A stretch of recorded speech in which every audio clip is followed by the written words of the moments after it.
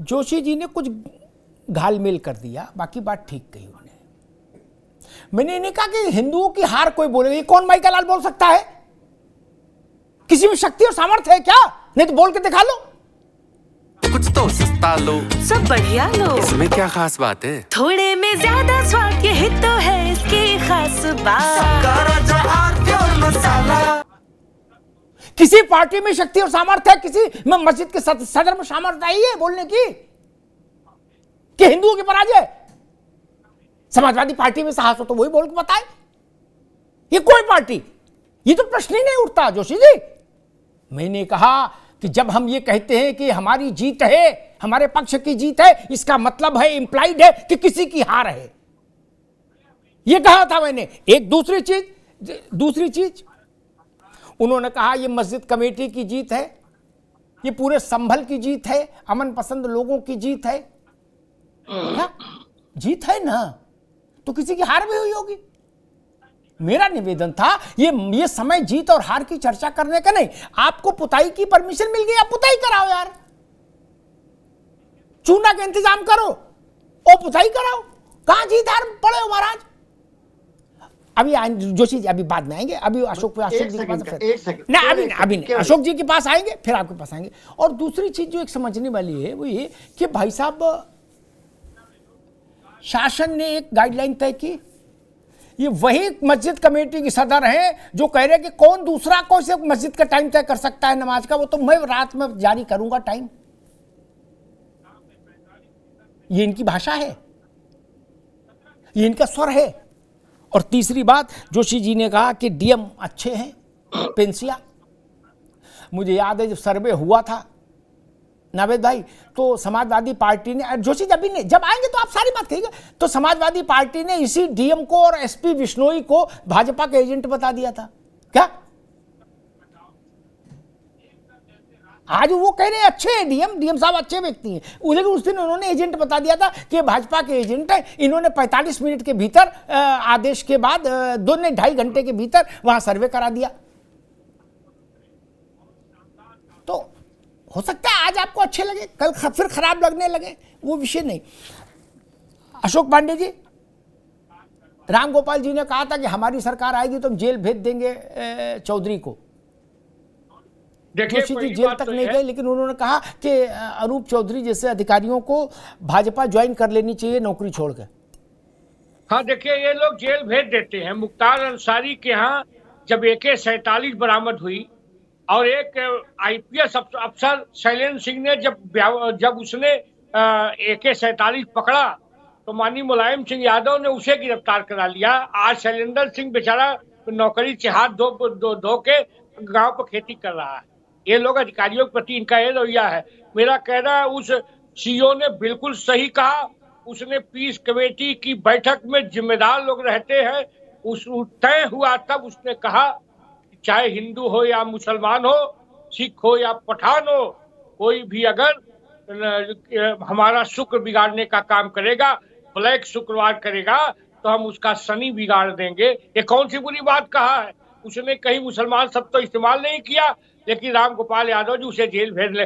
जब शैलेंद्र सिंह जैसे ईमानदार अधिकारी को AK-47 मिलने पे लोग जेल भेज सकते हैं, तो निश्चित तौर पे किसी को जेल भेज सकते हैं। इनको ये तो राजा हरिश्चंद्र को पा जाए तो जेल भेज दे, इनकी बात छोड़ दीजिए। मेरा कहना है कि निश्चित तौर पे जिस मस्जिद में रंगाई पुताई की बात हो रही है, उसी मस्जिद को कोर्ट ने विवादित स्थल भी कहा है। तो विवादित स्थल पे क्या नमाज हो सकती है क्या? पहली बात तो यह है कि विवादित अगर कहीं स्थल है तो वहां शायद नमाज भी नहीं हो सकती, जहां तक हमारी जानकारी है। लेकिन चलिए, रंग रोगन के लिए कहा गया है हो, और मैं चाहता हूं तुलसी कबीर की जो परंपरा है वो स्थापित रहे, रहीम रसखान की परंपरा स्थापित रहे। हम लोगों का यही संकल्प है, और कोई भी उसे बिगाड़ने का काम करेगा, चाहे हिंदू हो मुसलमान, हम उसे बख्शने वाले नहीं हैं। हाई कोर्ट ने एक इसमें इमारत के लिए एक शब्द इस्तेमाल किया था अपने जजमेंट में, एलिज्ड डिस्प्यूटेड मॉस्क। ठीक, अब इसका हिंदी तर्जुमा जोशी जी कर लेंगे, है ना, वो योग्य व्यक्ति हैं, वो कर लेंगे।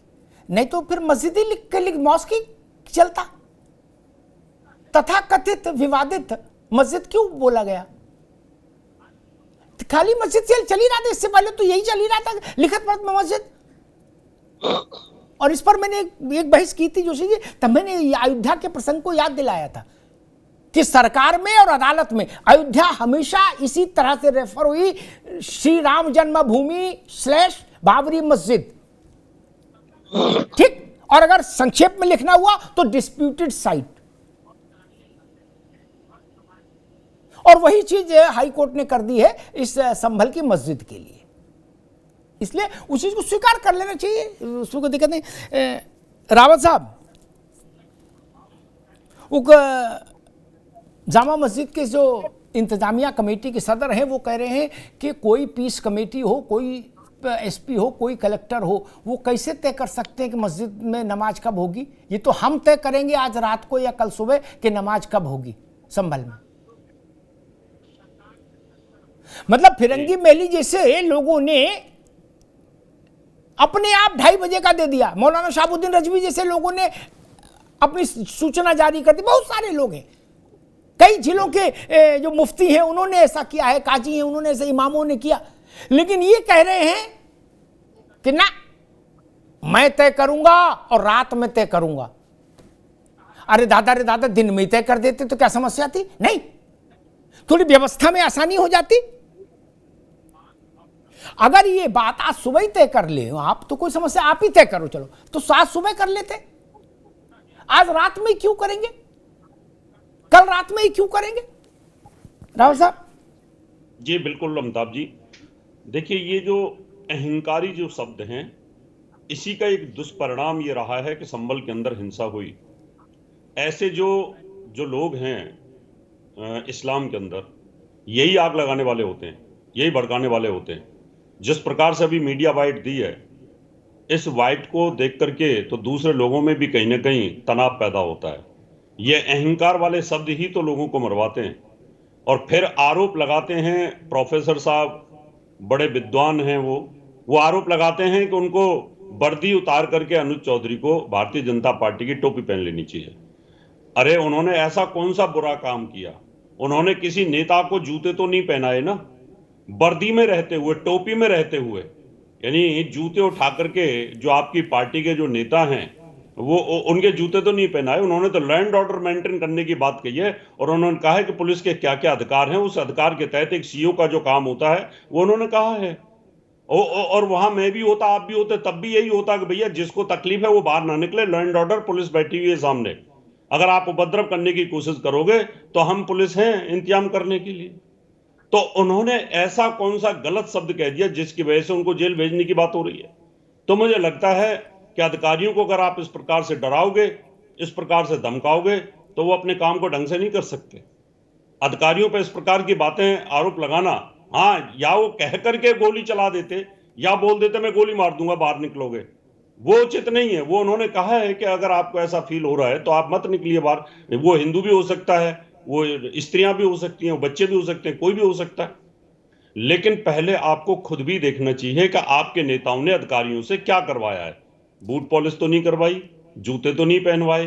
अधिकारियों की सर तो शर्म से तब झुकता है, संविधान का सर तो तब शर्म से झुकता है जब आप जूते उठवा करके उनको पहनवाते और वो नीचे बैठते हैं, घुटनों के बल बैठे होते और आप खड़े होते हैं। ये एक पुलिस प्रशासन और संविधान की धज्जी उड़ाने वाली बातें होती हैं। तो प्रोफेसर साहब, आप तो कानून के रखवाले भी हो, आप पढ़ाते भी हो, तो आपको भी खुद इन सब चीजों को देखना चाहिए कि किसी अधिकारी के प्रताप किस तरह का अपना वक्तव्य दे रहे हैं, उन सब चीजों को ध्यान में रखना चाहिए। तो मुझे लगता है नावेद जी, आपको स्मरण होगा कि समाजवादी पार्टी ने और रामगोपाल जी ने इस विषय को बनाया कि भाई अधिकारी ने मर्यादा को तोड़ा है, इसलिए इसको जेल जाना चाहिए, इस्तीफा देना चाहिए, भगवा पहन लेना चाहिए, कोई कह रहा भाजपाई हो जाना चाहिए, कोई कह रहा कुछ हो जाना चाहिए। आप कुछ चित्र मेरे दिमाग में है, मैं आपके सामने रखता हूँ, आपके दिमाग में होंगे, हो सकता है पीछे चले गई वो फाइल, मैं बोलूंगा तो याद आ जाएगी जी। अकेले जोशी की पार्टी की सरकार थी, मुख्यमंत्री थे, सोफे पे बैठे थे, आईजी चरणों में बैठा था, आईजी चरणों में बैठा था इतनी कसर बाकी थी कि उनके जूता पहने पांव गोद में नहीं ले लिए। क्या जी राम गोपाल जी को बाबर्दी एसपी ने चरण वंदना की, बवाल मचा। चाचा शिवपाल गए, उनकी भी की, क्योंकि अधिकारी ने कहा भैया उनकी की, इनकी नहीं करोगे तो ये हटवा देंगे। क्या ये भी तो चाचा हैं? कोवर छोट कहता अपराधु। ऐसी स्थिति क्या नहीं आई? बड़े बड़े आईएएस और आईपीएस अधिकारी नाश्ते की जूठी प्लेट उठा के दूसरी जगह रखते नहीं देखे हमने। उनको सलाह दी जानी चाहिए थी कि आप लोग लोहिया वाहिनी ज्वाइन करो तुरंत, नहीं युवा जनसभा। जी ऐसा तो हुआ इस प्रदेश में। मायावती जी की सैंडल में वो मिट्टी लग गई थी।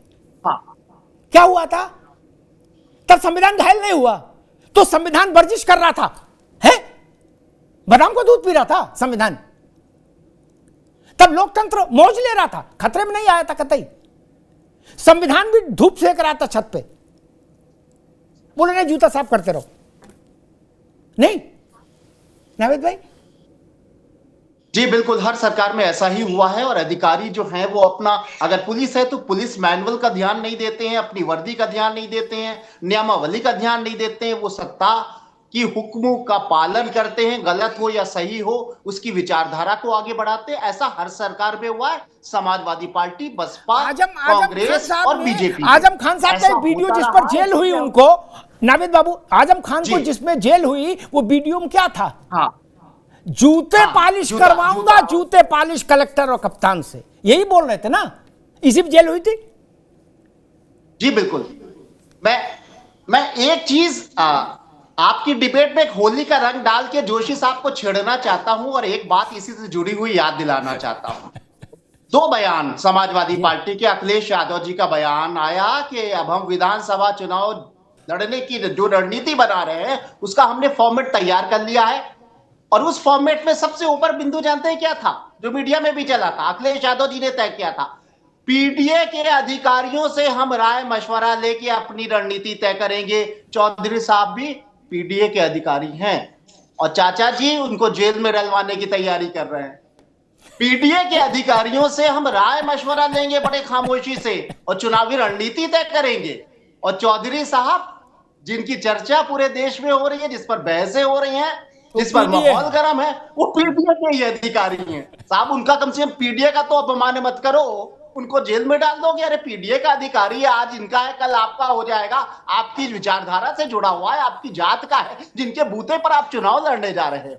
एक चीज। दूसरा बिंदु जिस पर बात हो रही है कि जो भी मुतवल्ली साहब की बाइट चली, जो भी वो हैं मुतवल्ली हैं, ये उस मस्जिद के संबंध बड़ा संवेदनशील मुद्दा हो गया है पूरे देश में। उसको लेकर सरकारें बड़ी संवेदनशील है, एकता की सौहार्द का माहौल पैदा करने की कोशिश की जा रही है, तनाव को कम किया जा रहा है। उनको ये बात सोचना चाहिए कि उस संबल के उस जामा मस्जिद के या तथाकथित जामा मस्जिद के मुतवल्ली हैं, उनको बयान देने में 10 बार सोचना चाहिए। वो उनका गैर जिम्मेदाराना बयान था जिसमें वो ये कह रहे हैं कि हम तय करेंगे। ऐसा नहीं है, प्रशासन तय करता है। कोविड में ये तय किया था कि मंदिर जाएंगे या मस्जिद जाएंगे या नहीं जाएंगे, ये डीएम ने तय किया था, प्रशासन ने तय किया था। जहां पर जिंदगी बचाना हो, जहां सौहार्द बचाना हो, जहां पर सुकून और शांति का माहौल पैदा करने की बात हो, वहां प्रशासन की मानी जाती है, किसी कटमुल्ला की या किसी पंडित की नहीं मानी जाती है। ये उनको बता देना चाहिए सख्ती से। वहां के डीएम को इस बात को संज्ञान में लेके कह दे, इस तरह की बयानबाजी मत करिए जिसमें आप कहो कि हम तय करेंगे। जैसे आप कोई बादशाह हो या आप औरंगजेब के बादशाहत के कोई हिस्सा हो, या आप जो तय कर दोगे। प्रशासन क्या पागल है या वो चूड़ियां पहने हुए बैठा हुआ है? इतना संवेदनशील मुद्दा है, प्रशासन तय करेगा कितने बड़े नमाज होगी। मेरे पास है